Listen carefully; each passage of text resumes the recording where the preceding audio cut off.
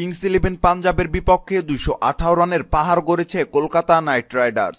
জিততে হলে রানের পাহাড় ডিঙ্গাতে হবে গেইলদের। বুধবার কলকাতার ইডেন গার্ডেনে অনুষ্ঠিত ম্যাচে আগে ব্যাট করে 4 উইকেটে 218 রানের চ্যালেঞ্জিং স্কোর করে কলকাতা। দলের হয়ে 34 বলে 63 রান করেন নীতিশ রানা। 50 বলে 67 রান করে অপরাজিত থাকেন রবিন উথাপ্পা। ইনিংসের শেষ দিকে মাত্র 17 বল খেলে 5টি 6 ও 3টি 4-এর সাহায্যে 48 রান করেন আন্দ্রে রাসেল।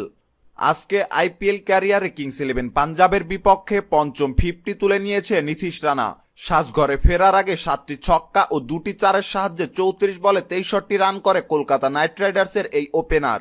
রানার বিদায়ের পর ব্যাটিং তাণ্ডব অব্যাহত রাখেন উথাপ্পা।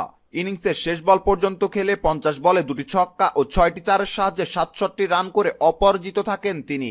ইনিংসের শেষ দিকে ব্যাটিং তাণ্ডব চালান আন্দ্রে রাসেল। মাত্র 17 বল খেলে 5টি ছক্কা ও 3টি 4-এর সাহায্যে 48 রান করেন তিনি।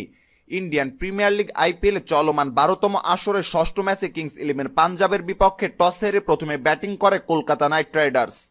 সম্মানিত ভিউয়ার্স, খবরটি সম্পর্কে আপনার মতামত জানিয়ে কমেন্ট বক্সে কমেন্ট করতে ভুলবেন না। ক্রিকেটে নিত্য নতুন সকল সংবাদ সবার আগে পেতে চ্যানেলটি এখনই সাবস্ক্রাইব করুন। ধন্যবাদ।